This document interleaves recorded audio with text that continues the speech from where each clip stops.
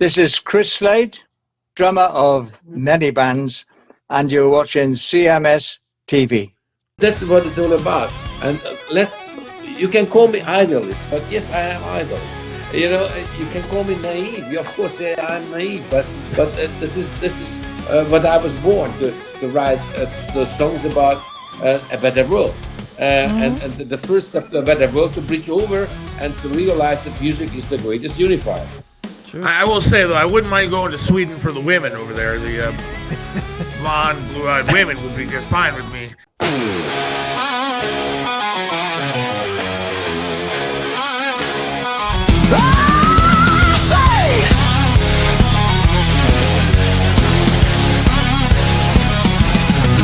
Oh, say, can you see by the dawn's early light what so proudly we held at the twilight's last gleaming, whose broad stripes and bright stars through the perilous fight, oh, the ramparts we watched were so gallantly streaming.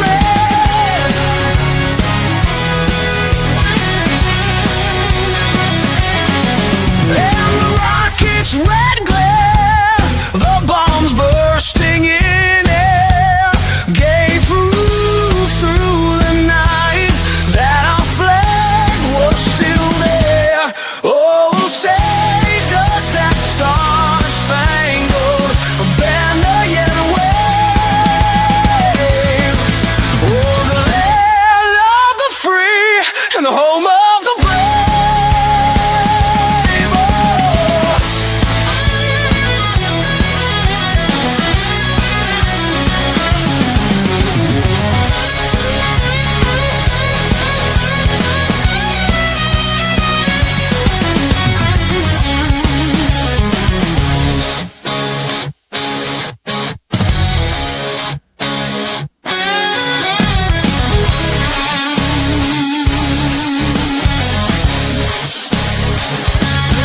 Oh, say, does that star-spangled banner yet wave?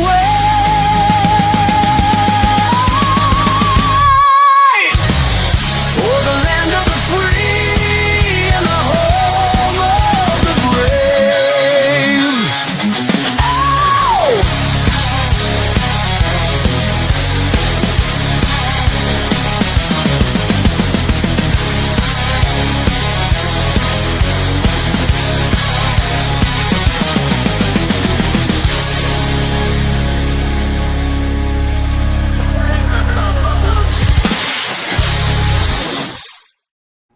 And a happy afternoon. Wednesday, right? Today is Wednesday. Hello. It is Wednesday. Hello, sir. It is the Seth Williams Show with Chris Akin, and we are live, and we are excited to be here today. And we are freezing.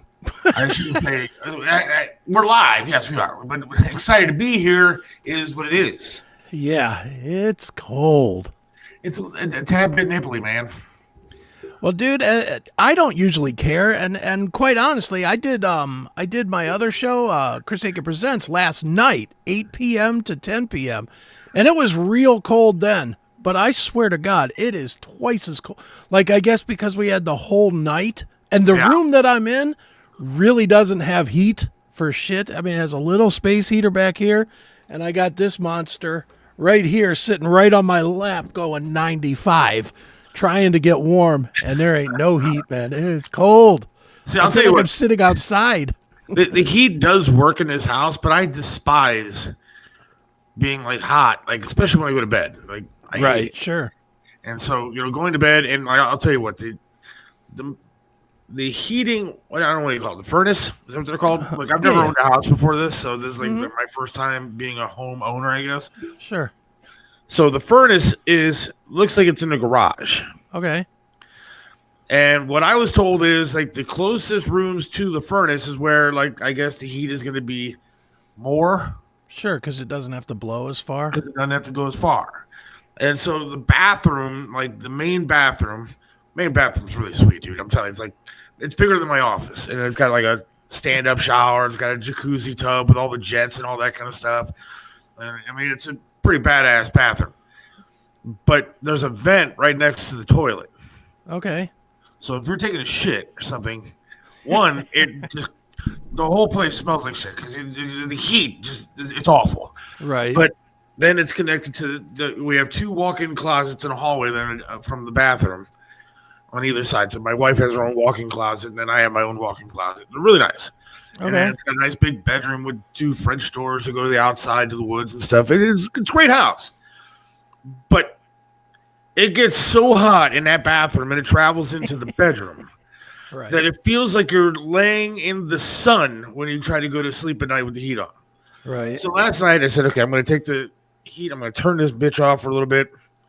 And I'm just going to go to bed and see how I do. Sure. I got up at 1:30 in the morning because I had to pee like a racehorse. Right. And so I get up and I'm like, man, it's a little chilly in here. So I go check the thermostat. It's 42 degrees inside the house because I decided I was going to turn the heat off. And Right. now I was smart. I've kept like the faucets like dripping throughout the night to try to keep the pipes from freezing, whatever tips I read on, online and on TV that I saw. But it said 42 degrees on the thermostat. Yeah, that's cold. I got a tortoise in here that's going to die. I got like cats that are going to die. A dog that's going to freeze to death. And so I had to turn that damn heat on. And when I woke up this morning, I was sweating like a pig. But at least it wasn't 43 degrees in the house. Yeah, it's dude. It's funny. Like me and my son, 2 that live here, have our rooms are all the way in the back. And we both, I run a space heater in my room just to keep it extra warm because it's like you said, it's the furthest from the furnace. And then he has like a computer system that's better than everybody's. So his computer literally keeps his room warm. That's how monstrous his is. Right. But as you walk, like if you come out the bedroom, like when I came out the bedroom this morning, I come out and I come down to here and I can just feel the temperature getting colder as I walk through the house. Right. Because it's all leading to this room that might as well just be outside. I might as well. The only thing that is separating this from being outside is the roof keeping the snow out. Because I would bet you seriously with 2 heaters running and everything, it's probably 35 degrees at most in this room. That's terrible. I mean, it's like I can't put my hands on the desk because the desk is so cold. Why don't you just close the register? I don't know. What does that mean? What is closing the little vent? The little vent thing. If you close it in the bathroom, it won't be so hot in there because the air won't come through. All right, but then it's a double-edged sword because then the toilet seat's like an icicle when you sit on it. But then when the heat's on, it's right next to it. So then, everything, it just intensifies the smell. Not to be gross or anything, but it does. Yeah, you might as well just stay the way it is. Just turn the heat down.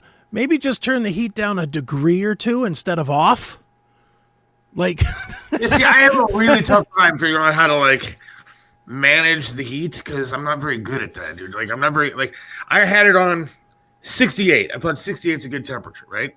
Mm-hmm. But then it's really cold. See, the problem is, I'm not trying to describe the entire house here, but the living room and dining room are like one area, like an open area. Sure. And in that area, from the dining room throughout the living room, then it's got 1, 2, 3, 4, 6 windows and another door that goes to the outdoor patio. Right. 6 windows out, and then a door to the patio. And then it's got big, huge ceilings. Sure. And with a skylight on top. So all the heat goes right up into the skylight area. Skylight, yeah. And then we don't have any drapes or stuff on the windows. So the windows are just there, open. And so the air comes, they're good windows or newly replaced windows, but still you can touch them and it feels like cold. Yeah. Obviously, it's 2 degrees outside. Yeah, I know. Dude, we're living in the same world, although your house is way nicer than the room I'm in right now. This shouldn't even be a room. And it's probably 200 square feet, this little room that I'm in.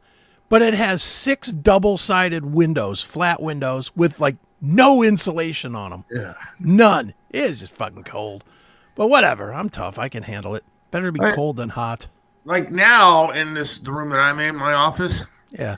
I only have one like window in this room, and the heat's on, so I can feel the heat. But I cracked the window so like it kind of evens out a little bit, Right. so I'm not like super hot or super cold. And so far, it appears to be working.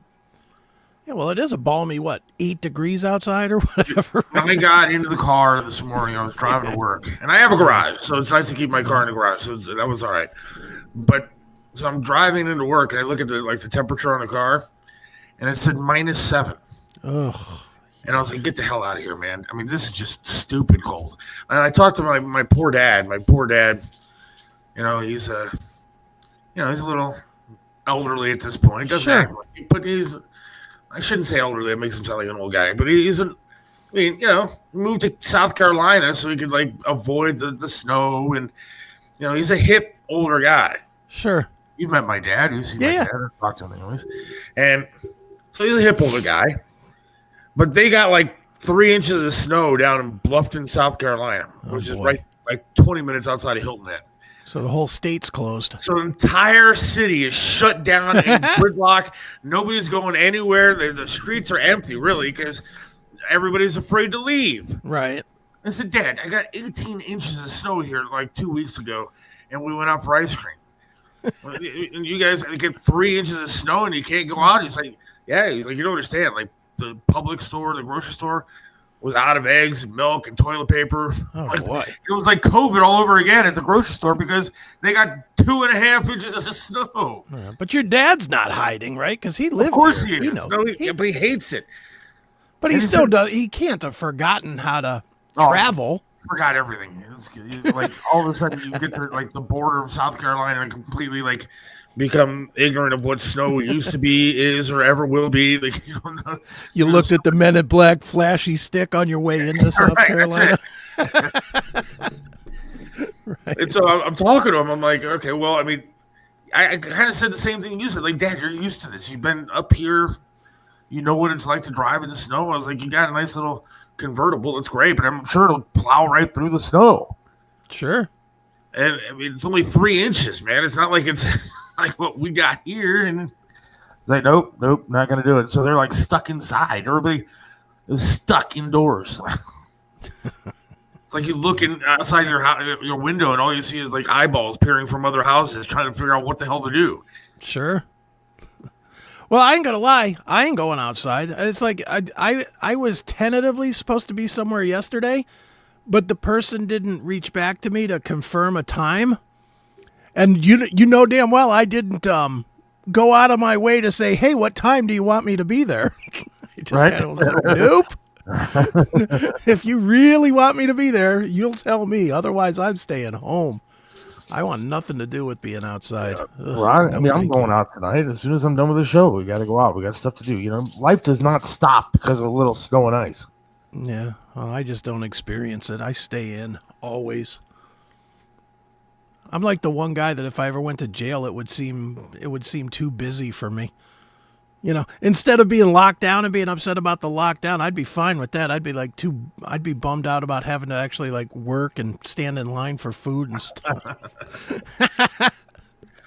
Yeah, I remember when the COVID hit. Somebody posted the other day. Some of these retards do all these like stupid surveys online. I don't understand why Yeah. they do them. But this one guy just does nonstop surveys. What do you think about this? What is your favorite this? This? I'm like, come on. But he posted like, how did the lockdowns affect you? I said, it didn't. Yeah. It's like, I don't like to eat at restaurants. I don't like to cook all that much, so I didn't have to go out for groceries. And I had to-go food everywhere that I wanted to go. And then on top of it, my business didn't shut down, so I had to work every day. And I was able to go get gas at a gas station. And, oh, by the way, the liquor store was open. So I was able to go get some Right. food, and Food and drink. And That's be all you happy. needed.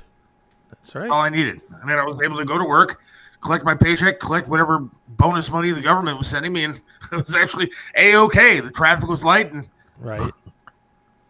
But then I said this thing, but at the same time, DeWine and his Cape Crusader Amy Akin decided to ruin it for everybody else, and people died and lost their livelihoods and everything else because of poor state management. Yeah. I think I got mad at somebody, like one of your friends, on Facebook. I can't remember what Oh, his yeah? name was. Yeah. Well, just What is- because they're like one of my friends does not mean that I know them. One of these douchebag, fucking Trump sucks, or Trump is killing whatever. everybody, and I said, why am I friends with this person? I looked down and it said friend of yours or friend of the CMS network or something like that. And I was like, oh, that's why. Yeah. Cares.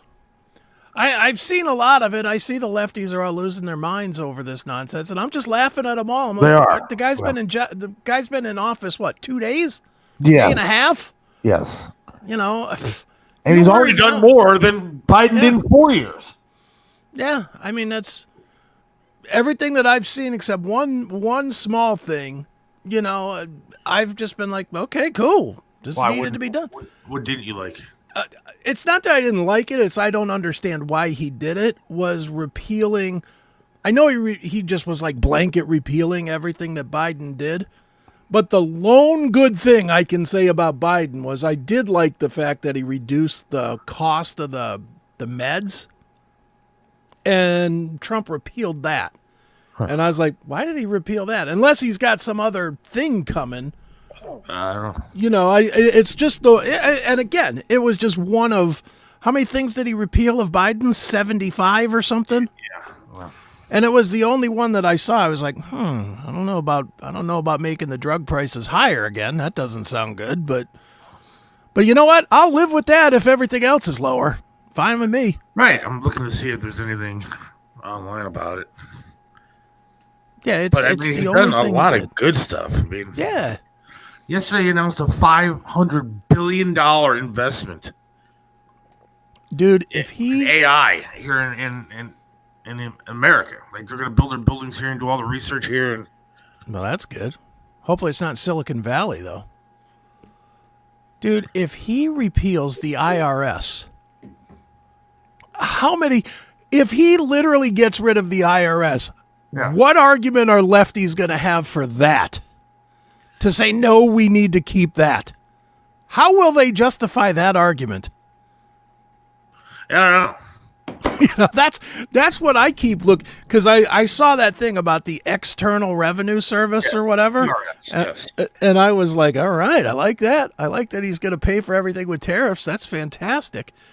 And then I started thinking about it. I was like, my mind instantly goes to, how are my left friends going to tell me that this is bad? I'm sure they'll find a way. I'm sure they will. They'll be, if you're not doing your share, then what is your interest in blah, blah, blah, or that money should be diverted to more diversity, equity, and inclusion. Some nonsense like that. Did you see this AI stuff that he announced last night? Yeah, I saw. I'm excited about it. It can actually, by a simple blood test, identify what kind of cancers you're prone to. Mm-hmm. And then this AI technology is supposedly going to be able to create some sort of a shot that will prevent you from getting the cancer that you're prone to. Well, that'd be nice. I mean, it sounds amazing what they could actually do. And, $500 billion, you hope they'd be able to make some sort of headway. But it looked pretty cool. Then he did a press conference during that whole announcement. Okay. And just started taking questions from the media. And, of course, the media, these jackasses, they didn't ask any question about the actual announcement. No. And the $500 billion that could help you prevent cancer. Yeah. No, they decided to attack him on releasing January 6th prisoners. Of course. Who, by the way, look, like 1,500 of them or something like that, 1,600. And I think he commuted some of the sentences that were going on. Some of these guys were in there for 4 years without a trial. One guy we talked to today, Jake Lang. Mm-hmm. You can actually find the podcast on 1420. WHKradio.com and look under Bob France show. And you can hear it. I put it up there today. We did the interview today. It was kind of funny. We're talking to Congressman Jim Jordan this morning, and the phone starts ringing in the studio.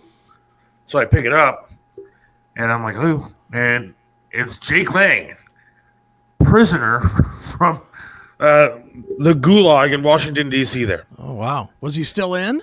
No, he got out last night. Now, we have talked Nice. to him numerous times throughout his his term in prison. Right. Like, it was one of those things where he'd be talking to us and he would say, "You have 1 minute left," and then he'd get disconnected because he was using a prison phone to call into the show. So he called in today and he was out of prison. Last night, really cool. When they got out, there's audio of it somewhere, but all the prisoners sang outside Lee Greenwood's. What's that song that Lee Greenwood does? Proud to be American. Proud to be an American. Yeah, and they all sat outside and sang that freaking song together. Now, he was telling us stories like, I mean, you can't believe the guy spent like 900 and some days in solitary confinement. Jeez, out of his 1,400 and some days that he was in there. Wow. And said him and some of these other guys were beaten numerous times. Now, what was Jake Lang's crime? Well, a woman who died, oh, by the way, one of the 2 people that died on January 6th, who, were not cops, because no cops died on January 6th. She was getting beaten by batons by the police and did die, oh, by the way. And Jake Lang's crime that he was put in jail for 4 years with no trial? Yeah. Stopping them from beating this woman. It's crazy. Yeah. But he called into the show and told us all this kind of stuff. And so he pardoned all these people. But my point is that last night during the press conference that he was doing, this stupid-ass reporter starts asking him about, these guys were violent criminals. Yeah. And Trump said, well, what about the criminals that didn't even get arrested who really killed people, in Minneapolis when the cities were burned, or in Seattle when they took over part of the city and made their own government? Right. What about those people that didn't go to jail for a day and that the left, including Kamala Harris, bailed out of prison? Right. Before they even went to prison, they were bailed out by Kamala Harris and actors. Well, those don't matter because they stood up for the right side of the law. But it was the best because Donald Trump basically looked at the guy and goes, can you just shut up? You're being disrespectful. I love it. I mean, Biden wouldn't show up for a press conference, much less tell somebody what to do, nor did they ask him any kind of tough questions ever. No, of course not. Well, they were protecting him. I mean, where's the press asking that bag of bones why he pardoned his entire family, Dr. Fauci, the entire J6 committee, select committee before they were even committed a crime, according to him. They weren't even charged with anything. Yeah. But because they were guilty as fuck, he decided to pardon everybody. Seems reasonable. It does, right? That's the way our government works. That's the way our media works. I know, and it's just cracking me up. I see all these left-leaning people. I don't want to say that they're full-blown lefties, but they certainly lean that way, and they're trying all the tactics of 4 years ago. Yeah, yeah. And everybody now, like the 4 years ago, somebody would be like, "Oh, well, if you're a Republican, you're a racist or whatever," and everybody would be like, because nobody wanted to be labeled a racist. Now no one cares. No one cares. I'm loving that people are like, okay, fine, race. Like that whole Elon Musk thing. Yeah. The Heil Hitler thing. Yeah. Come on. I mean, are we really believing this guy who's so smart that he can build rockets that go to Mars and whatever? Are you really thinking that he's like, well, you know what? It's the day of this president. It's the day of a new beginning. It's a day of him evolving into, a superhero himself. But he's going to shoot it all down by worshiping Hitler today. Well, one, if you actually watch the footage and hear what he says, it has nothing to do with being a Hitler supporter or anything like that. No. And then, if you want to be, picky and stupid about it, you can look back and there's a dozen pictures of left-leaning. Democrats that are political figures that are doing the same kind of sign, and it had nothing to do with Hitler. I'm not going to put them under the bus either. But there's pictures of them doing it. I mean, don't be stupid. I mean, and I just literally before the show started, I saw somebody say something about that, and I said, I mean, if you want to be the CNN following jackass, then don't look at the context and don't actually watch the video. Just listen to the media. I was like, but don't be my fucking friend. And I mean, these people are stupid. Yeah, they are. They They have no context. They just listen to what CNN told them to say. Well, that's all they know. That's all they know how to do. But yeah, look here. I'll show you from my own personal Facebook. A rare moment. As much as I preach at you not to engage in this stuff, it's a moment that I did. See? But here it is. Coming around. What about the Zeke Heil from Olonia? My answer? It's a bad look that I personally couldn't give a fuck about. Much like sports people, I know every politician and person of power is a piece of shit. At this point, I'm not hoping or dreaming for anything better. The only concern with any of them is to make my life better. Groceries, energy, money not wasted on anyone other than us citizens.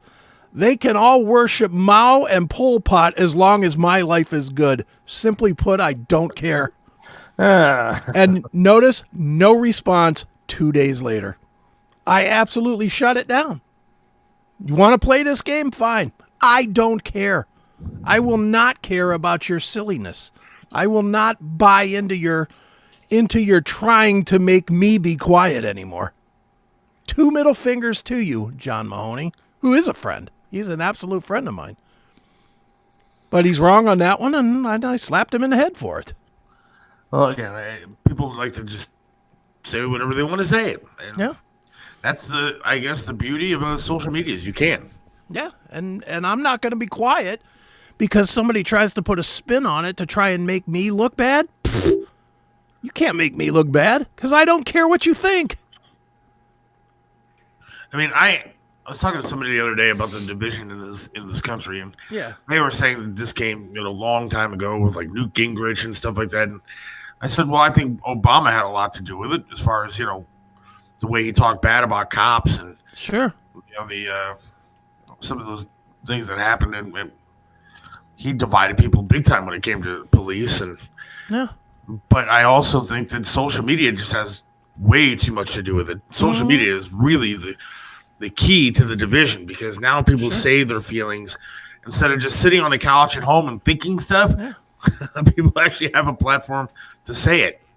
Yeah. I miss the old days where if you ran your mouth too much, you got punched in the mouth. Yeah. I miss that. Well, I because wish it was more like that. none of these keyboard warriors, probably including myself. I mean, I would do it on the radio or do it on the show because that's Sure. what I do for a living. But none of these little keyboard, warriors that are yelling at me or talking about Elon or whatever would dare go on the street and say that stuff out loud to anybody because they would get punched in the face. Yeah. Dude, But online, you can do whatever the hell you want to do. Yeah. Before there was social media, when I was on the radio, when I was doing the metal show, people used to call in and talk mad smack. Mad smack. And I used to tell them every time, I'll be walking out the doors at Oak Tree at 12:02. You want to shut me up? I'll be right there at 12:02. And 2 times it happened. The rest of them all were cowards. And the 2 times it did, I beat them.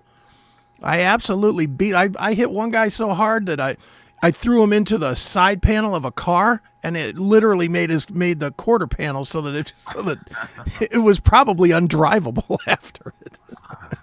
That's what happened to my car. Yeah, that's it. But I mean that's what you get. That's what you should get if you run your mouth and you can't back your play. You should get smacked down. I really believe that. I'm not even jokingly saying that. I truly believe that. I worry about people anymore, though. I worry, people will cross the line. They'll show up now with a gun instead of coming out to fight. Yeah, well, there's that. I miss the old days where you go behind the woods or something and throw some punches, and then you'd shake yourself off and be like, all right, are we good here? You're right. And that's it. Now you're going to get shot. Yeah, well, that's why now I carry everywhere I go. Because I ain't going to give anybody a chance to shoot me. I'll put them down like a stray dog that got hit by a car. I thought about that just this morning because I was in a gas station, and I got to say hi to Sherman once again. Saw Sherman at the gas station again this morning. I think he's your gas station stalker. No, he just was working an overnight shift or whatever and happened to be getting some coffee. But good guy. But I was sitting there thinking, there was this kid in front of me, and he started like making a little bit of noise to the girl behind the register. And I'm sitting there going, what am I going to do if something breaks out here? Right. I got nothing. I mean, what am I going to hit him with my prosthetic leg and I'm going to fall over? Right. And so, it was one of those things where, and I was like, maybe I gotta invest. I keep talking about it. It's I time, man. don't do it, but I gotta find like a friend that has something that may be cheaper to get than going out and buying something. Is that illegal? Yeah, man, there's it's more of a hassle than illegal. You can certainly buy a gun from somebody else, but you have to go through way more hoops than you would buying it from a gun store. So, all right. I see our guest is on, and we probably should stop talking politics, right? Yeah. Well, we can play some of his music, and then we'll come back and talk with Leslie Mandoki. Sounds like a plan. All right. You or me? Well, you go ahead, because I'm not on the screen right now. All right. Well, here, we'll play a little of Mandoki's Soulmates, and then we will be back with Leslie Mandoki, who will be right here in town at the Rock and Roll Hall of Fame on February 6th. So hang tight, get yourself a little bit of a listen, and we will find out everything about Leslie in just a minute. It is, what is it, Seth? The Seth Williams Show. Of course. With Chris Akin. Right here. Check it out. Good stuff right there, man. Good stuff. Very good. So why don't we bring our guest on the program? Good afternoon, Leslie. Hi, how are you? I mean, good afternoon at your end, and it's a late night in my end. Because where are you? I'm at Lake Starnberg, which is nearby Munich. It's just middle of Europe. So put this way around, this is the most beautiful spot of Europe. This is nearby Munich, but it's an alpine area. So it's just a waterfront, and this is beautiful, but it's late night. So I'm thank you for having me, and I'm very happy. You were just discussing all the politics, and the whole album is about politics, about the people. That's why we call it a memory of our future, because it's songs like Blood on the Water, Devil's Psychopedia, or We Stay Loud, or Big Quit. There's a memory of our future itself, or Enigma of Reason, very political stuff. Well, let me ask you a question then. If the whole album's about politics and that sort of thing, what do the people over in your neck of the woods there think about American politics at this point? Well, maybe the hardest point, or the most painful point, is to see that this great country with so many great talents and great values is so divided as it is, and the division is so painful to see. And I was growing up behind the Iron Curtain during the heavy Soviet Russian oppression, and there was no freedom. I was dreaming of America, about the values and the freedom. But nevertheless, even back then, where spies were around and you couldn't really judge who is going to, put you in jail, we were free enough to see someone is speaking a total different language to you. So let's say representing a different opinion. It was not my enemy. It was just a guy who had a different opinion. Sure. And we should get back to this Woodstock feeling that, and our songs are much more about what is uniting us, so we have so great American common values, and I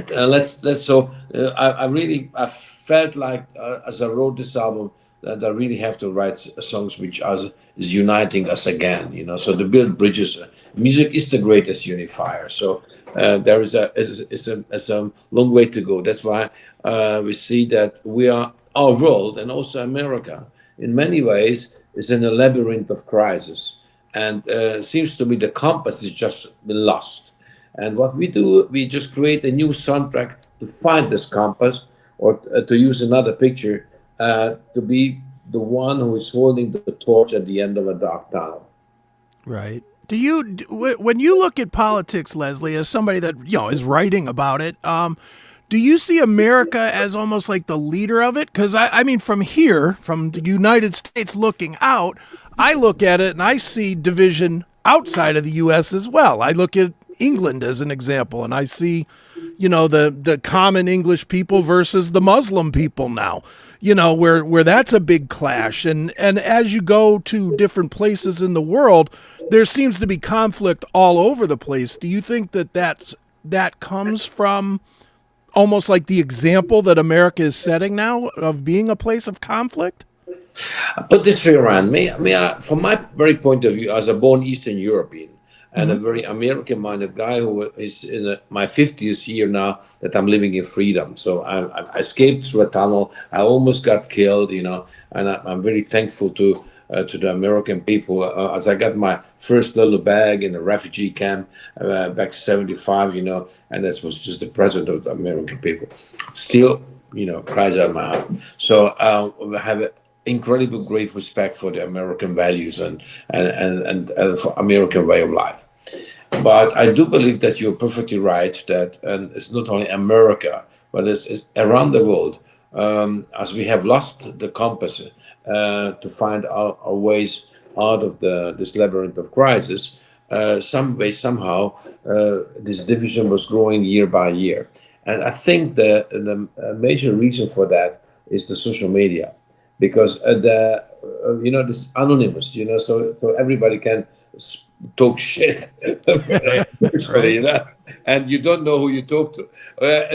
And this is actually we are victims of the. That's why I wrote the song "Devil's Psychopedia," because this is social media is devil's psychopedia, because now we are looking face to face. Let's say let's theoretically, one of us is Republican, other one is Democrat. Then we should have a beer together, and discussing why you were looking at the world like this, and I would, and let's say about wokeness or whatever, issue, and then we will find a way to understand the other side, But the way as social media treat our emotional systems, that you start to hate the other opinions, and it's wrong, absolutely that wrong, because democracy lives from the differences, and we should enjoy it. And America became so great because you were living in this old way of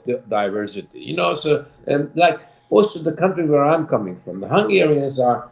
So many people are telling you, okay, the Hungarians are so talented people, such a small nation, so many, awards in many ways, a Nobel Peace Prize and whatever, Olympic gold medals, such a small nation. The reason is because we are like the Americans. If you go to Sweden, the people are blonde, and they have blue eyes. You go to Sicily and southern Italy, the people have black hair and they have dark eyes.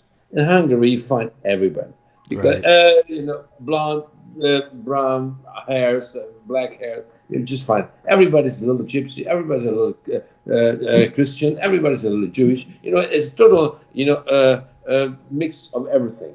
And the great diversity in one pot. The biggest synagogue of Europe is just next to the fourth largest Catholic church of Europe. Just total peacefully.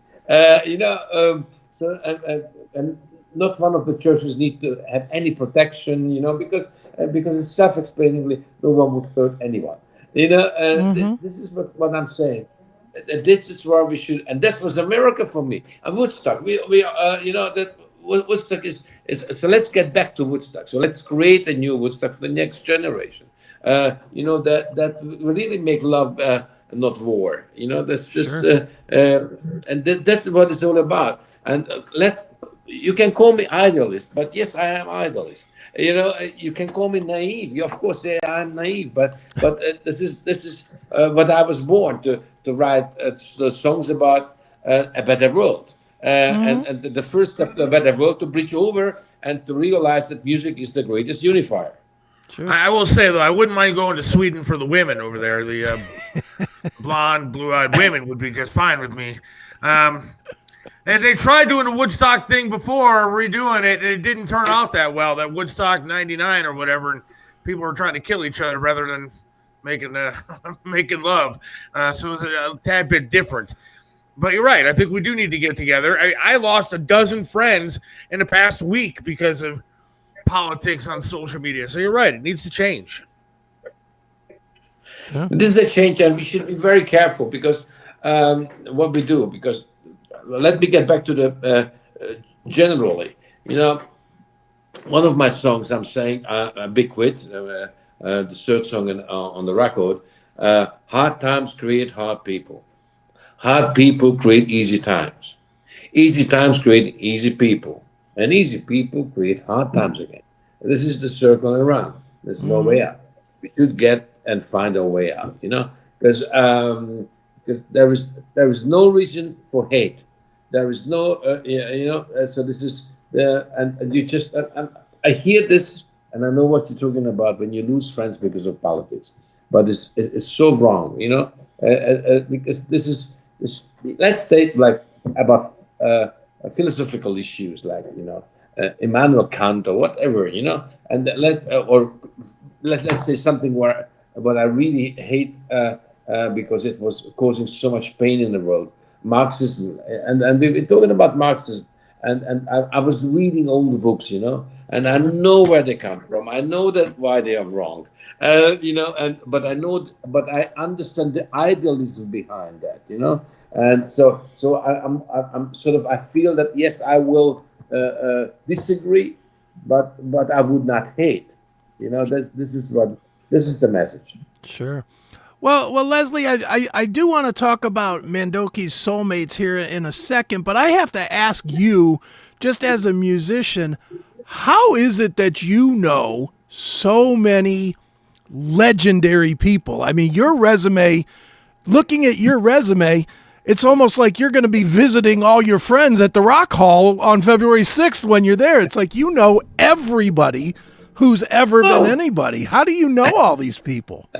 I was easy, I came as a refugee. I couldn't speak a word German and lousy English. So and the refugee camp, the CIA replacement, the officer of resettlement, he asked me after that he was filling out, all the formula, and he asked me, "Hey, I mean, is this really? I understand that you wanted to escape from communism, but honestly, what the hell are you going to do now here in the free world?"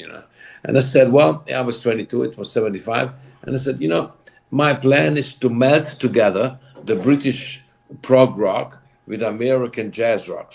And he said, "What are you talking about? I'm a music lover." I said, "Well, I really adore people like Ian Anderson, Jethro Tull, very complex, very intellectual lyrics, and very complex compositions, sophisticated productions.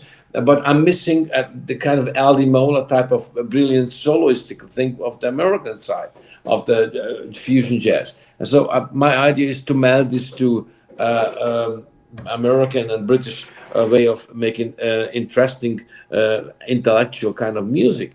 And he was looking at me, "You must be crazy." And he turned himself to my friend, Gabo Chupo, who was sitting next to me. "And what the hell are you going to?" I said, "I'm not a musician." He said, "I'm a cartoonist. I'm creating, film figures." Now, Gabor has not 2 stars on the Hollywood Boulevard, one for Simpsons and one for Rugrats. And I have 72 golden records on the wall of my studios. Wow. And we are 50 years later. And the idea, we were not planning to dream our life. We were just planning to live our dreams. And that's why I said in this application formula for political asile that I would like to found a band with Ian Anderson of Jethro Tull, with Jack Bruce of Cream, and Aldi Meola. And this is in the application form. And that's I just did it. That's all. Wow. That's amazing right there. That is amazing. well, let's dig into the record a little bit, Leslie. Obviously, it is exactly what you said. It is that fusion between prog rock and jazz. For you, there's no real blueprint for that. It's not like you can go out there and say, well, this person did this or this group did this. Here's what I want to sound like. How did you know what you wanted to sound like? Was it just trial and error, or did you have a vision that you brought? I have a very clear vision. I write everything before the chaps are coming to the studio. It's this analog recording, old way, old school. We sit in a circle. I just give everybody the written sheets, and lyrics. Everything is worked out very precisely. But then, as in the old days, but now in the modern days, we just discussed it. Okay, maybe we stretch here this 8 bars to 16 bars. Let's make a modulation here, or let's change a chord there, or let's change a word here, or or let's put another harmony on that line. So that there is just then from then on it's like rock bands used to work. No computers around, and to work analog has great differences, because this is like a handwritten love letter to the audience, not a text message. So you cannot correct anything. It's no post production, and I never thought, as an Eastern European guy, that limitation can be a great inspiration. But yes, indeed, because the reason that you have only one track for El Di Meola or to Randy Brecker for his trumpet playing, that is a great limitation, Right. because this one moment, this has to be the right thing when everybody else is playing. So it's wonderful. Like, this is magical moment, and the sonic resolution is also a much more interesting. Analog is just sounds better. So and to giving up the chance for post production and time correction or tuning or all the rest of it. But it's modern digital toys can do anything, especially AI. But we just stick to the real thing. As it goes down, it's just the way you will hear the album. What are you going to be doing here in Cleveland when you come to the Rock Hall? We are delighted, So, to by the way, Cleveland is the fifth largest Hungarian city, if you may know. Yes, huge Hungarian.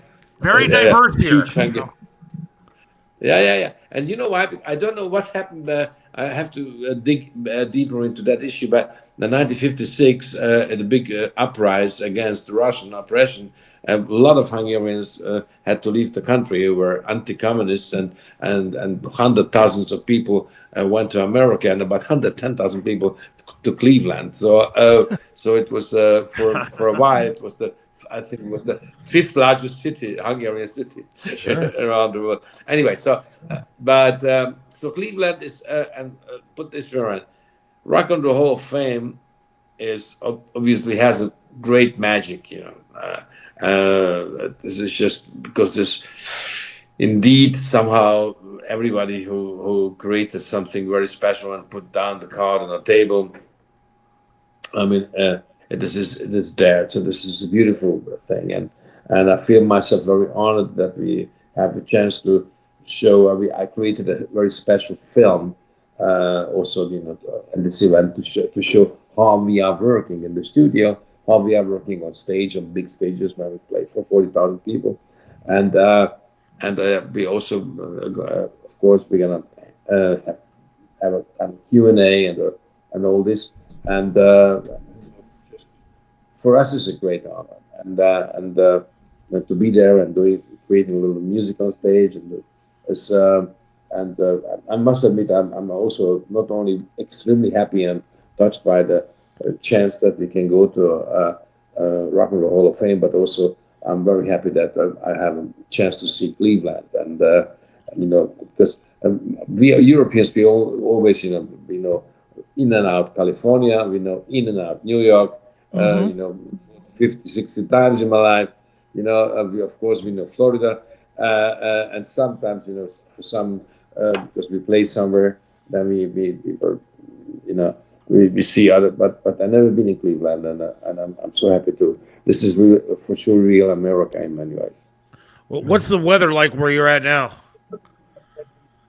The same as like with you, so really, really cold. Yeah. It's the alpine areas, so it's just freezing, like with you.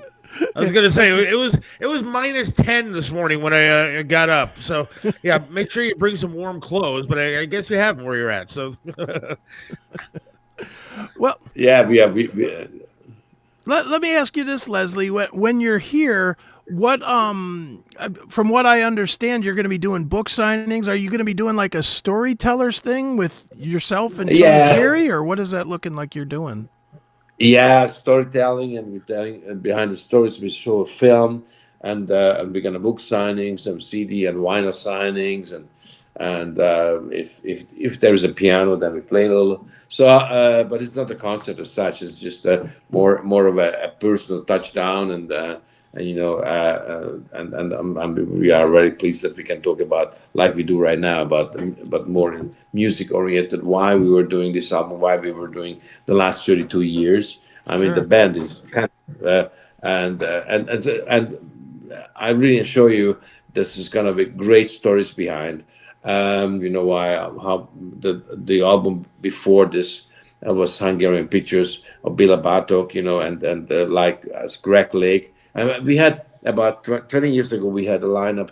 We were touring with Mandoki Soulmates. Peter Frampton was on guitar, Jack Bruce on bass, and John Lord of Deep Purple was on Hammond, and Greg Lake was singing and playing acoustic guitar. Ian Anderson was playing flute and singing, and Bobby Kimball of Toto was singing with Chris Thompson of Manfred Mann Earth Band, and Manfred and I was playing synthesizer. I played the drums, and as we were touring, one day we were actually a big TV show, and one of the rehearsals, Greg Lake and John Lord came to me and said, "Leslie, can we talk a little bit private? I mean, we have an issue, and as a band leader and a producer, you got used to it that some people have some issues, so but you have to take care of."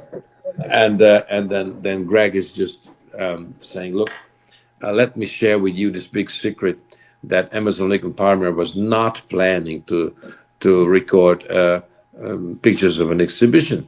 Our plan was, our vision was to record Bela Bartok's Hungarian Pictures, but we never got the rights. We couldn't do that, so we recorded Allegro Barbaro, but we had a problem with the legal situation. So Leslie, you are a born Hungarian, so can you take care of that? Because it would be great to record this with Soulmates." So, and I was so self-confident, silly me, that I said, "Okay, fine, there's no issue. I will take care of this." And so I placed a couple of calls, and I couldn't get done the whole thing. And I still thought, okay, maybe I called the wrong people, and I will talk to the publisher in New York, and everything's going to happen. And so we met in London, and with Jack Bruce and John Lord and Greg Lake, and we were just writing by the piano kind of sheets for Hungarian Pictures.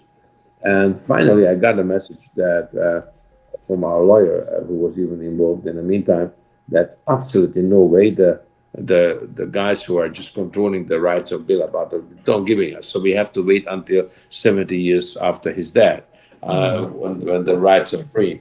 So, and very tragically, Jack Bruce, Greg Lake, and John Lord, they died. They lost the fight against cancer. And 4 years ago, it was the 70 years was over. And so Eddie Mola came, and Randy Bracker, and of course Bobby Kimball, and Corey Henry, and Richard Bono, who was after the Jack died and joined Jimi Hendrix in heaven. Quincy Jones called me and recommended Richard Bono as a new bass player for us, and so we all came together, and we had really a very special time to record that piece of music. And Chick Corea was on his last tour before he passed away, and I called him up, and he came to the studio to listen, because he was a Bartok specialist. And he said, "Yeah, I always said Bartok was the first and one of the greatest rock and roll composer."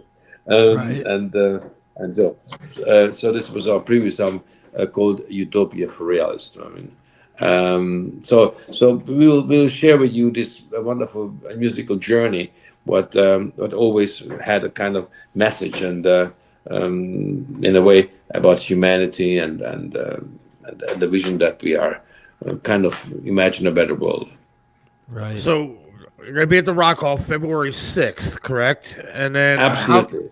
How can people check out your music and buy music or whatever? Do you have a website to send people to? Okay, of course. And your Spotify or Apple or Amazon, and American Amazon, just Mandoki Soulmates, MENDOKI Soulmates. And then in Amazon you find we have two different big vinyls, of the last one white and black, and we have of the one before the last album, Utopia for Reals as well.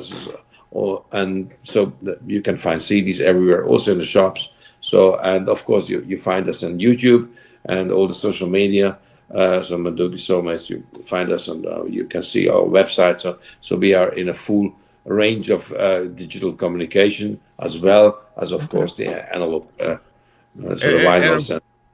Of course, you prefer that people buy the music rather than go to Spotify that steals everything from you. Thank you for saying this. I celebrate you because the Spotify, so all this digital streaming services destroyed so much. Very unfortunately for the youngers, when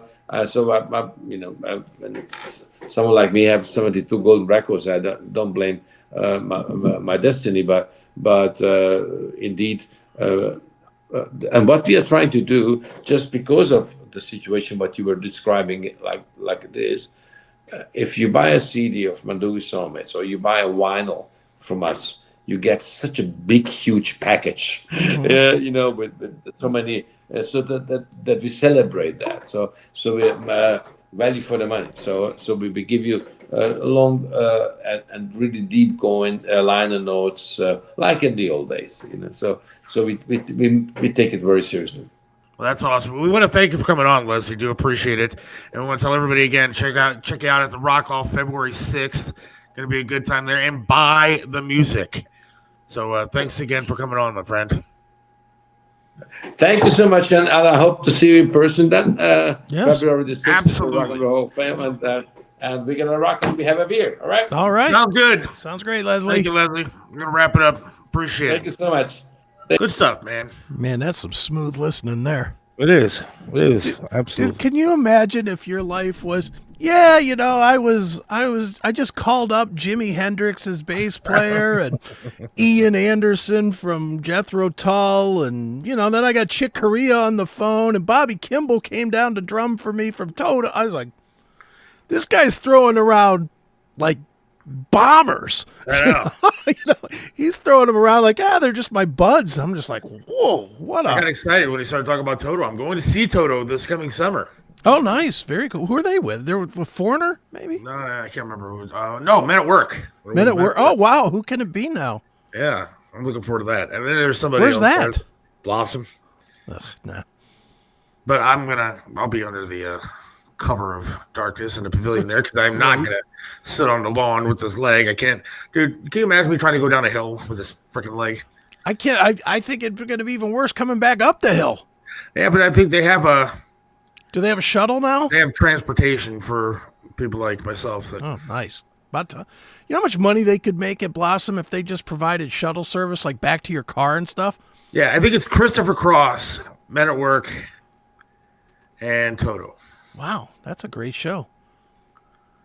That's a really great show. Yeah, my wife got me tickets for Christmas, which I'm excited about. Well, let's see if we can't get. I would love to get Colin Hay from Men at Work, just because I've never interviewed him. I'd love to get him on the show. I love that band. I'm sorry, a lot of I people like call Men me at Work. I thought they were shitty and good. everything else. The only song I didn't like from them was that stupid "Be Good Johnny." I got you. But I like Toto is the reason I'm going though. Yeah, hold the line. Yeah. See, again, people say that I suck at life because one of my favorite songs of all time, dude, like in my entire life. As soon as it comes on the radio, I start dancing. They play it every other hour, like on 106.5 and stuff like that. Is Africa, dude. Once I hear just the beginning, I lose it. And Africa's a cool song. And was it Rosanna? That's Toto, right? Yeah, that's Toto. Rosanna. Which I also love. Yeah, I like Toto. I'm a big fan of Toto. And Of course, Toto, my wife Men at likes Work? every other song that is not a hit of theirs. Of course. Christopher Cross. I mean, you get all that mellow stuff with Christopher Cross, sailing and, Arthur's theme and stuff like that. Well, that's a good show, man. You have a lot of hits at that show. Oh yeah, it'll be fun. He was old school, pretty cool dude. He was cool, man. I like being invited to go down to the Rock Hall and have a beer with Leslie Mandoki. I might do it. Oh yeah. Well, that'd be a good time. I mean, if If he's going to put my name in his Rolodex next to Ian Anderson, that's about as close to greatness as I'm ever going to get. Well, I'll see if I can't work it out for us to get some tickets for that. So That'd be I'm cool. sure I can. All we do is bash the Rock Hall, but then we're going to ask for tickets. So Well, we're not going to ask the Rock Hall for tickets. We're going to get them directly from Leslie. there you go. We'll get them from Leslie's people. Not going to get them from the Rock Hall. I can promise you they ain't giving me any tickets. Yeah, probably not. They might scratch my name off the list even if Leslie puts me on the list. Yeah. There's a guy that used to be like curator of the Rock Hall that I'm friends with on Facebook because I knew him back in the day when I worked at MMS and stuff. And man, do we get into some shit on Facebook because he is the opposite of what I am today. Oh, I'm sure. Politics. Who was it? It wasn't Jan, was it? No. I was going to say, what Jan Winner? Do you want me to say the name? I'll say the name. Yeah, huh? go ahead. David Spiro. Oh, yeah. I know. I know He's a of super David. nice I don't guy. know him, but I mean, really super nice guy. I really like the guy back in the day and super cool, but we definitely do not see eye to eye on politics. But what I like about him, especially when we're talking politics, is that I'll say something shitty on like one of his posts. right. And he doesn't defriend me. He doesn't say fuck you. He just lets me, spout out my shit and then moves along. So I respect that. Yeah, that's cool. Yeah, I had dude, they hated me at the Rock Hall, and especially Jan. Jan himself hated me because and it really was for a thing that wasn't my fault. I had hooked it up to take John Oates through the Hall of Fame, to just walk through it and just kind of take pictures and whatever and walk it through the Hall of Fame. This is back in maybe like 2000 or so, and they were all excited to do it. Well, then Oates missed his plane. He missed his plane to Cleveland, so he had to catch a later flight. And by catching the later flight, he didn't have time to do the Rock Hall thing. Yeah. You would have thought that I lit a fire and burned up all of Michael Jackson's clothes or whatever in the Rock Hall. They were like, we made all these accommodations for you and you didn't honor your commitment. I was like, honor my commitment? What was I supposed to do? The guy wasn't here. Do you want me to walk through the Rock Hall? But they got absolutely shitty belligerent with me about it. And I was like, all right, well, kiss my ass then. I'm done with you. I've had some cool experiences at the Rock Hall. I've told the story before about I was told to go introduce a concert at the Rock Hall. And I drove down and I didn't know what the hell was going on. And I park and I see a whole bunch of people like lined up outside the Rock Hall. I still don't even know who I'm bringing on. Right. And I'm just going down there to introduce the show. I didn't know what the hell was happening. I go in and man, I'm standing over to the side by the elevator and there's a stage right there, big stage, and then the elevator's right by the stage. And this place is fucking packed, man. Like jam packed. And I'm seeing all these people walking around with like this coat and that coat and this coat. And I'm like, what the hell is going on? What am I doing here? Right. And they say, it's the first live on MTV at the Rock Hall. Nice. And then off the elevator comes Good Charlotte. They're like, you're bringing on Good Charlotte. I was like, no shit. So I talked to the guys for a little bit, and then I get up on the stage. And then, dude, I was pretty new to the radio scene. And man, these lights go on, and all of a sudden, I'm live on MTV and bringing on Good Charlotte. These cameras are swirling around my head. Right. Fucking nuts. But it was great, man. The crowd was great. And, I thought I did a good job. And they were happy with me. Then another time at the Rock Hall, I got to bring on Live. The band Live. Yeah, Ed Kowalczyk or whatever his name is. What a dick. I've heard that he's an ass. He was an ass. So I wasn't a big fan of that. Then Aaron Lewis from Stained. I've heard that he's an ass. In fact, I've met him, and he was an ass to me. But yeah, he was an ass. But he wanted to meet Steven Tyler was there at the Rock Hall. It was like, I want to meet Steven Tyler. Right. Can you go find him and bring him down here? Steven Tyler, sure. Yeah, I saw whatever. I'll see what I can do. But Steven Tyler goes, you tell that dumb fuck if he wants to meet me, he can find me. I did not tell Aaron Lewis that. But it was kind of cool, like talking to both those guys. Yeah. And then I ran Godsmack's concert from there, like at the radio station. Okay. Which is cool. But I did a lot of cool stuff with the Rock Hall for a while, and I always enjoyed going there. I was always sure.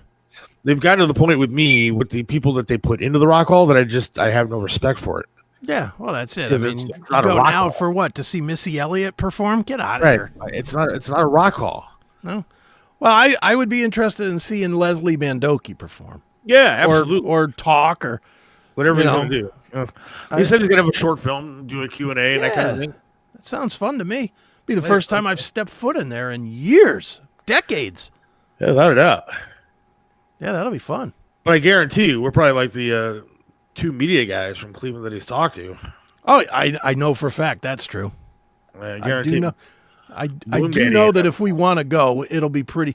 I think I'll probably have the film by as soon as they sent me some package, but it hasn't got here yet. But it's some big package that with I think the book and the thing, which so I'm pretty sure if we want to go, it's nothing more than saying, "Hey, we want to go." So, what day of the week is that? Do we know? February 6th? I can find out. Aaron Lewis is a huge Trumper. Yeah, I mean, Aaron Lewis has changed a lot from what I've heard. Being a Trumper doesn't make him that doesn't make him cooler. He's still an asshole. That makes him nice to me. That's a Thursday night. Oh, I think we might have to go do that, dude. February 6th, yeah, Thursday night. It's February 6th, Thursday night. We may have to go do that. That's a workable night. I don't have any shows those nights. Yeah, that wouldn't be bad. That might have to happen. Dude, I hate when you say that.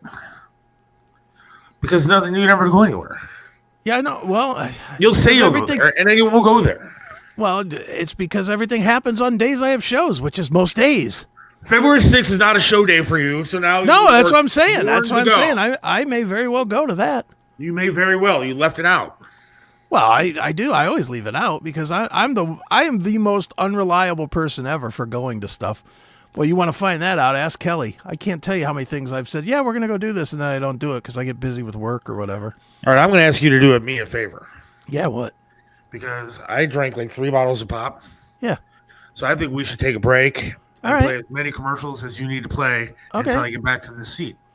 Okay, and then we got Don't forget, today is Minds Day. Minds.com, extra footage if you want to see it, bonus coverage. Do we need to also talk before then about the changes to the show? We can do that when I get right back, right? All right, that's fine. Well, we can play. We do have a new sponsor, but I don't have the thing loaded yet. So yeah, did he like that thing? I didn't send it to him. Oh, okay, just play it. And we're gonna go run with it. So well, I didn't put it up, but all right. Well, let's take a break and I'll play some spots until you come back. Thank you. We'll be right back on the Seth Williams Show with Chris Akin. The Classic Metal Show and Chris Akin Presents are proud to call Rumble our official video platform. No more being censored by fucking YouTube and other big tech platforms. All segments of The Classic Metal Show and Chris Akin Presents are available now on our Rumble channel. Follow our channel at www.rumble.com/c/CMS. Want it on your TV? Just install the Rumble app on your Roku, Amazon, Apple devices, and most smart TVs. We have the other shitty platforms for the lazy people, but why watch it censored when you can see our shows the way they were meant to be presented? Subscribe at www.rumble.com/c/CMS or search The Classic Metal Show on the Rumble app. Let's go! There's plenty of places to experience the Seth Williams Show, but if you want all the content, you need to join us on Minds. Get all the live episodes of the show every Monday and Wednesday from 4 to 5:30 p.m. Get the special bonus footage every Wednesday from 5:30 to 6 p.m. Get bonus content from Seth and Chris as it's produced. It's only $4.99 per month, so don't wait. Sign up today. Visit us at www.minds.com/Seth Williams Show. Are you looking for a way to support the Seth Williams Show? Get your Seth Williams Show merchandise today. From coffee mugs to clothing and everything in between, our high-quality merch is the perfect way for you to not only support the show, but show everyone what is the greatest show going today. Just go to shop.thesethwilliamsshow.com now, shop around, and buy some great merchandise from The Seth Williams Show. Shop today. Right back here on the Seth Williams Show with Chris Akin. Thank you for doing that, my friend. I thought I was going to die, dude. I'm like, I can make it till 5:30. I was like, no, I can't. I really, that's going to happen. That's funny. Not a problem, man. Show us your MTV appearances, Seth. There's no appearances to show. Like, back then, there weren't phones like they have now. And I've looked like on YouTube and stuff, and I can't find anything. I think I can find like them playing, but they don't have the asshole that's introducing it. Right. Me. Dude, what, it's just weird that you bring this up. I was watching you on YouTube yesterday. I was watching for some reason, the day Triv passed came up hot on my YouTube feed. Yeah. And there was stories from like Channel 8 and I think 19 maybe, and you were in both of them. Oh, really? Of course, they didn't interview you in either of them, but you were. I guess it was what, you and Carmen Angelo, and there was like 5 of you. Ray Davies, I think, was in the room. Yeah. And just talking about Triv passing, and they, whatever they were doing, they had. I'm sure if you see it, you won't love it, but they had the camera like right behind your head. Of course. So you just were like, it was just a bad presentation. Like they were shooting over your head to shoot Carmen, who was, I guess, kind of catty corner across from you. Yeah. And I'm watching it. I'm like, oh boy, Seth probably, no wonder he probably doesn't bring this up to the show. I didn't even know they did it. So I don't want to see it. I can find it real quick. No, why would I want to see that? Oh, you don't want to see it? No, there's plenty of good stuff on me on YouTube. Yeah, this is not flattering at all. I was like, oof. Like one thing I'd love to show sometime on here is there's a 3-minute clip of my wedding on YouTube. Okay. Which is entertaining to see because it was like a hell of a day. And there's some Kenny Crumptons in it. Okay. Fox 8. Slider walked my wife down the aisle. Stansberry from the old MMS days was on, or I guess he's still on there. I don't know. Sure. He was in a video, and there were strippers and all kind of cool stuff, dude. Like, wow. Literally, it's like a 3-4 minute video tops, but it's fun. That's a but fun it's on wedding. YouTube. So if anybody wants to look it up, Seth's Big Fat Barbarian Wedding. Very nice. But if you, all right, seriously, just click on a video and you don't have to play it, but like you can see like why I married my wife, dude. Look, I don't need to see the video to see that. I've seen your wife in person. I know, but she is like, in this video, she's wearing like a short, like white wedding dress skirt thing. And everybody back then, including now, but still, was like, how the fuck did this happen? And like, there's a part where Munch, remember Munch? Yeah. He's actually reading us our vows and stuff. And we do a beer bong as to like, I guess, consummate the vows. I'm looking at your wedding video right now. I'll just put it on the screen. Whatever. People want to see it. Look at this. That's one of the strippers. Oh. That was not my wife. Is that your wife? No. She's probably now she joins the list of everybody that hates me, right, for saying that? Because it was a they also had like a bachelorette parties before the ceremony part. Right. So I'll play a little. Rosemary, heaven restores you in life. You're coming with me through the aging, the fearing, the strife. It's the smiling on the package, it's the faces in the sand. It's the thought that moves you upward, embracing me with two. What the hell are you doing here? Oh, there she is. There she is. Yeah. I wish there was some sort of blood test from this day to prove that she wasn't roofied into marrying you. Jesus Christ. We did drink a lot before the ceremony. Did she think she was marrying someone else? There was an ice luge that they had, like, it was carved out of like on ice. There's a buzzard card out of ice, and we're dumping shots down, and we were drinking Jaegers at fucking 5 o'clock in the morning. It's funny. I'll look it up if you ever get a chance. It's fun. Yeah. Right now, though, we have our restaurant reporter, but I really wanted to talk to him today about passing a Big Chuck. Tony Musachio. Hello, sir. Gentlemen, how are you? Good. How are you? Good. So I just saw the ending of that. Was that Seth's wedding? Yes. And where was it at? Shooters? Shooters. Yeah. If you look up Seth's Big Fat Barbarian Wedding on YouTube. Oh, this is fun. And who Munch actually married us. Did he? Wow. How cool is that? He was an ordained minister, and it was cool. It was Kenny Crumpton from Fox 8 was there. Oh, that's funny. And yeah, we had a big party down there. And actually, Little John's an ordained minister. Really? Yeah. You can become an ordained minister like 3 minutes on the internet now. I'm not gonna try that, but yeah. So, speaking of Little John, Big Chuck and Little John. So let me go way back. 1990, I started my frozen margarita business, and it was in July. So of course, I was starting to sell in Mexican restaurants. Sneaky Pete's, who is Pete Bosinger, that owns Cleats now and owns Corleone's, who was one of my first customers. So winter comes, and of course it's December, January, February, kind of like a day like today. And I'm a great salesman, but I can't sell pina colada mix when it's 4 degrees. Right. So I got this idea, and I had my partner, and I said, you know what? And the company that we were buying mix from, they sold popcorn machines to actually defray the cost of, keeping business going.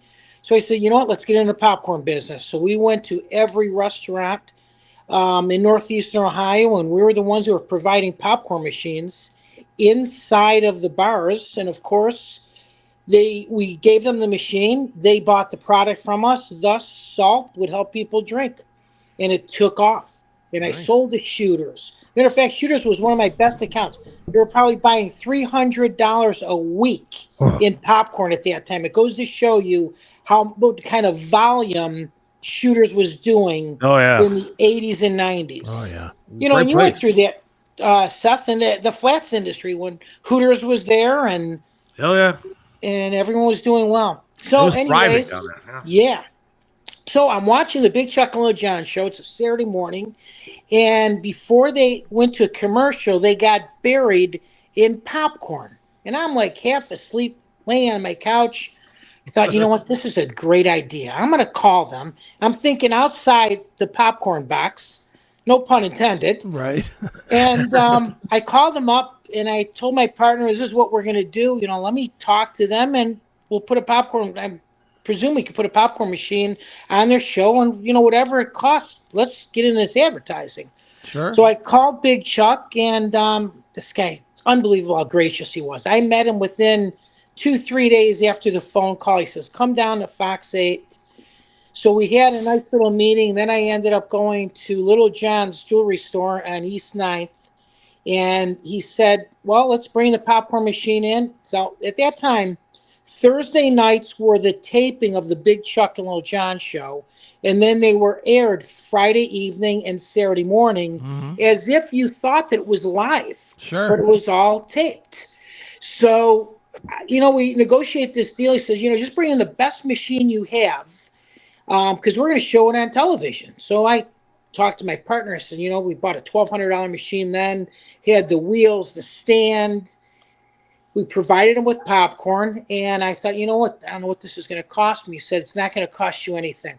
I just want you to provide popcorn to our audience and to the staff. The anchors and everybody at Channel 8. Can use it at any time. And that's how I got to know everybody, the family of Fox 8, Stephanie Schaefer, Stacy Fry, Bill Martin, and of course, Big Chuck and Little John. And that's how I became friends with them guys. And I advertised, oh my God, till they actually got off the air. And my partner said, nobody watches this show. Well, guess what? We sold about 14 popcorn machines within 6 months of me advertising on the Big Chuck and Little John show. Everybody watched that show. Yes, Yeah. they really did. We talked about it a little bit on Monday, Tony. We had our own little crew here, with Michael Stanley and Superhost and Goulardi, and Cleveland had its own little element. I guess probably every big city does have that. Sure. But ours was those guys, and Yeah. man, and now half of it's gone. It's really sad. And that whole part was Jeff and Flash too. Yes. And you know what it is, Chris? It's timing.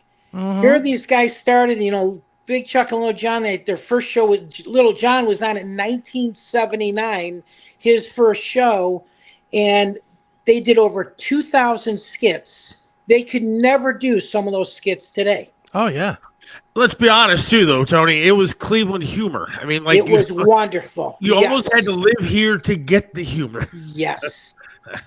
Yeah. And I became friends with Little John just because of Triv, and he would always have Triv, always have Little John in the studio, and for Goulardi Fest, and then he did Big Chuck and Little John did some of the benefits, for Coach for Kids, and the couple times I met Big Chuck, it seemed like he was actually even then starting to get a little bit sick and kind of wasn't himself. Yep. Yeah, he was getting slower then 10 years ago, 12 years ago. And again, he lived to 90 years old. But I got to tell you, he was a sharp guy.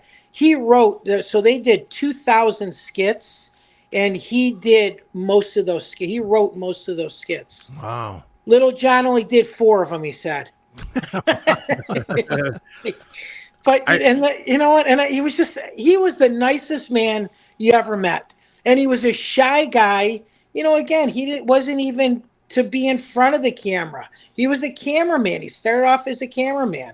He worked in a foundry, and he hated his job. He was there for 8 years, and he saw guys a cameraman on the streets of Cleveland. It was Channel 8, and he went to school, became a cameraman, and that's how it started. And of course, then he was with Goulardi.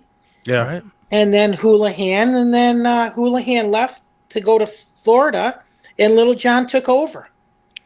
I sent Little John a message the other night after I heard about what happened, and he said he was doing okay. Have you talked to him? Yeah, yeah. Matter of fact, he's flying in tomorrow morning. They're going to have a service Friday night, just a private service with close friends and family. And then Little John flies out Saturday morning. We were actually going to get him on the air Saturday morning to talk about Big Chuck, but he's going to be in a plane when we're on the air. So we'll get him, next week or the following week. And, it's tough. And, we saw him declining within the last 5 years.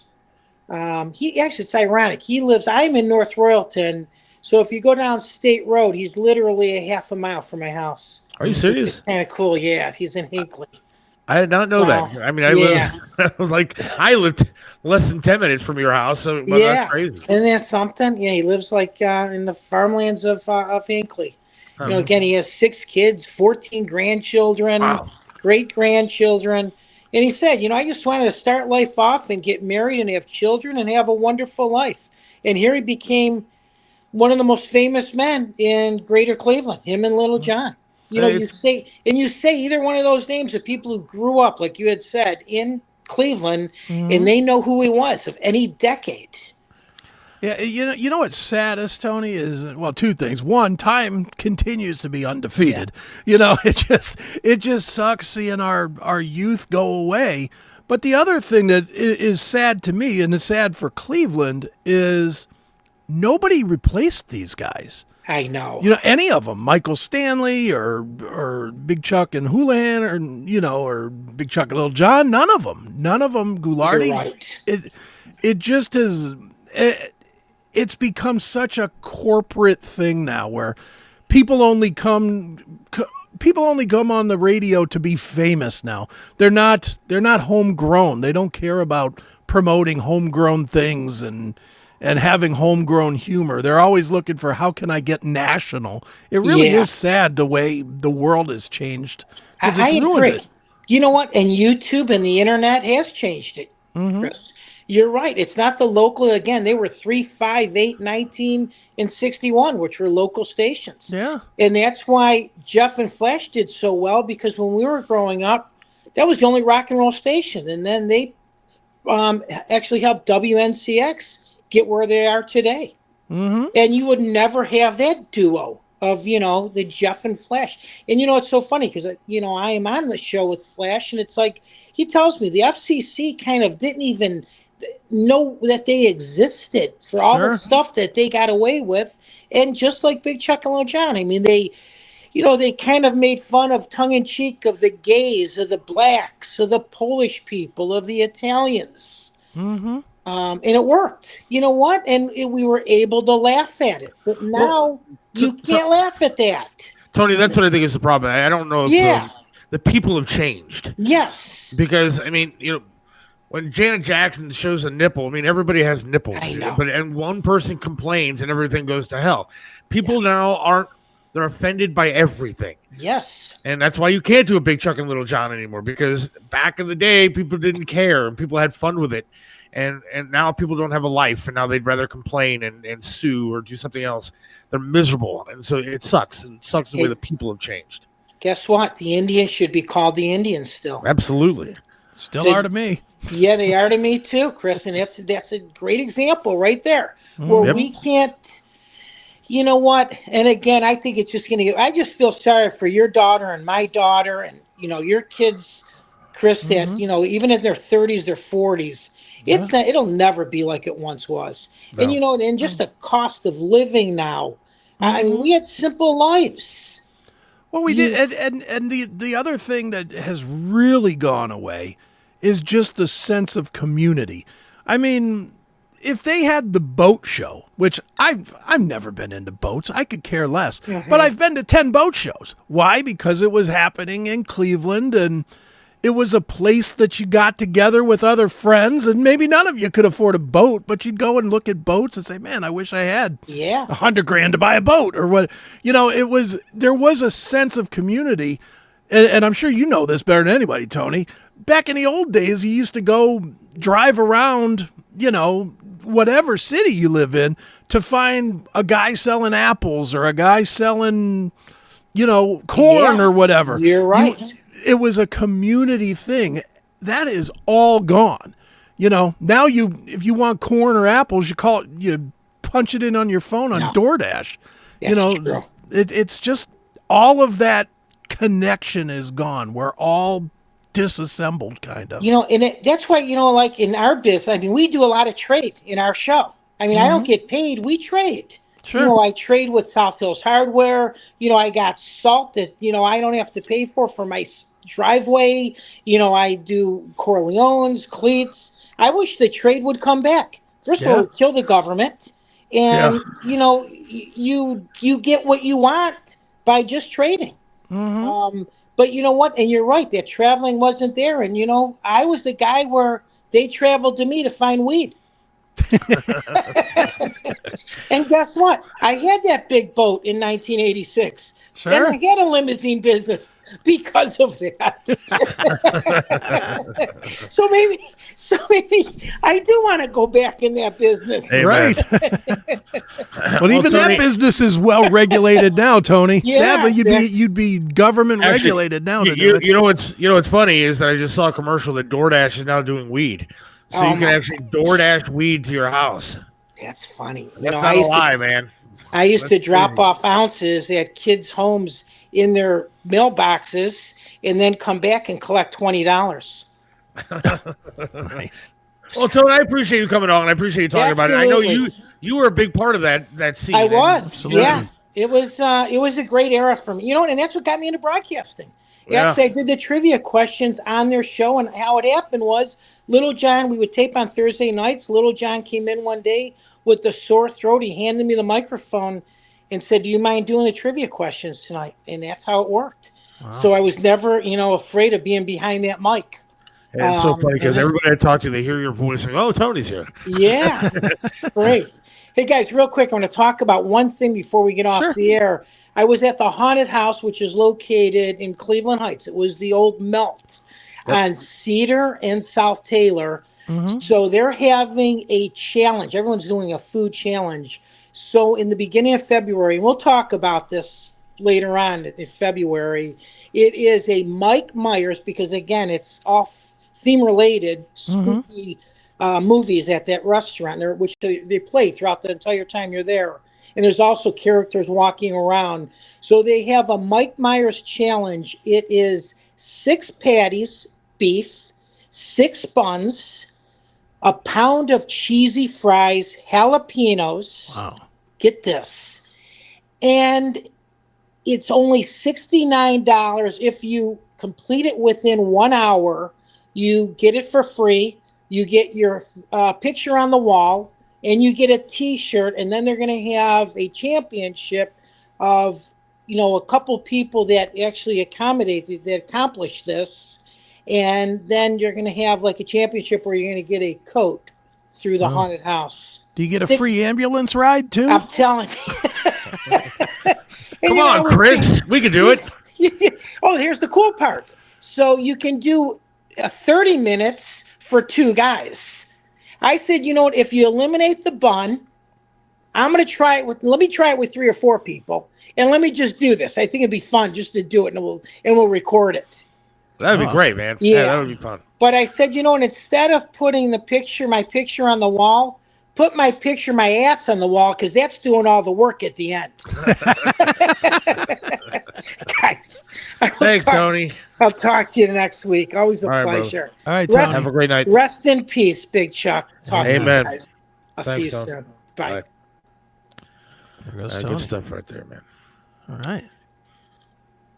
Sorry Good about stuff. Big Chuck, but yeah, it's sad, right. but our youth is slowly slipping away, man. Yes, it is, my friend.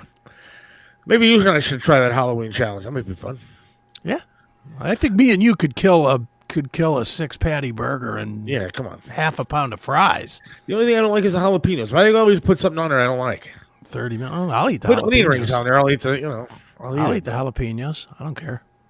All right, well, moving over to Minds, my friends. I want to thank everybody for listening tonight. We will talk to you again with the regular show on Monday, and we'll have some announcements about how everything is going to start working with the show, because we're going to make some changes. We don't have time to talk about that right now. Yeah. But there's going to be some changes made, good changes. So yes, keep looking and following the show on Instagram, Facebook, TikTok. It's back. X. Yeah. X, but. Well, you're going to see reels and stuff on you'll see reels and stuff on Instagram and Facebook and TikTok. Yeah. So check that out and follow us in all those places. And we appreciate you checking it out and listening today. So we will talk to you again, God willing, next week. Stay safe, stay warm, and we'll see you on Minds in about 3 minutes. See ya. Seth Williams loves this land, stands tall and proud. Believes in freedom, speaks his mind out loud. Mentored by Trip, he learned to be tough. Life knocked him down, but he got back up.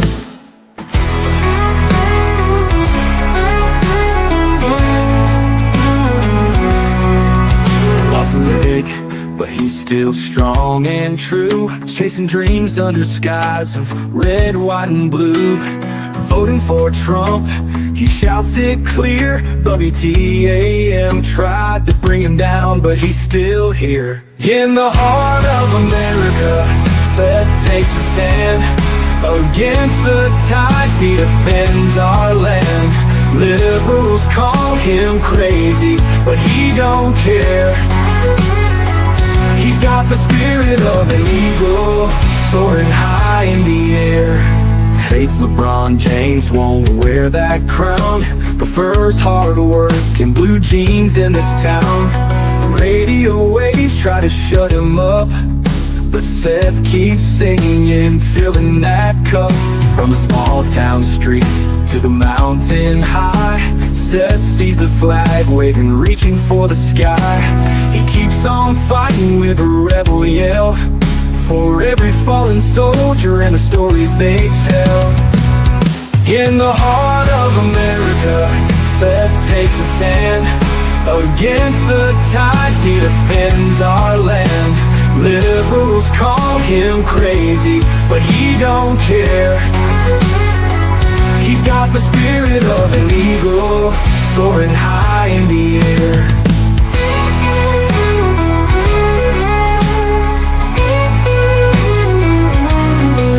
From the small town streets to the mountain high, Seth sees the flag waving, reaching for the sky. He keeps on fighting with a rebel yell, for every fallen soldier and the stories they tell. In the heart of America, Seth takes a stand against the tides, he defends our land. Liberals call him crazy, but he don't care. He's got the spirit of an eagle, soaring high in the air.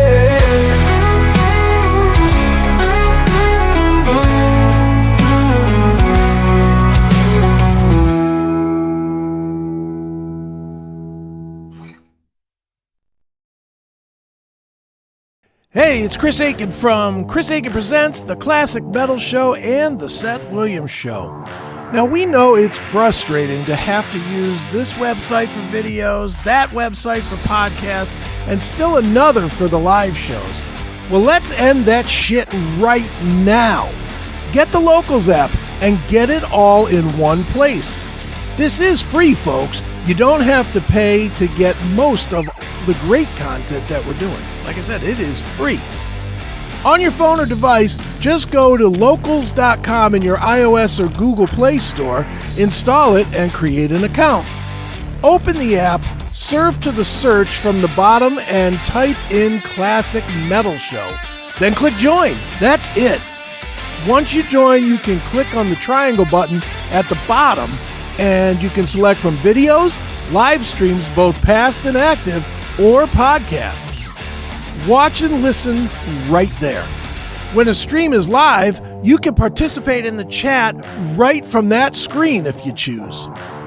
If you want our exclusive content, just click support when you visit the Classic Metal Show community. It's simple, and it's the best way to stay engaged with all of my shows, so sign up today. Hail and kill.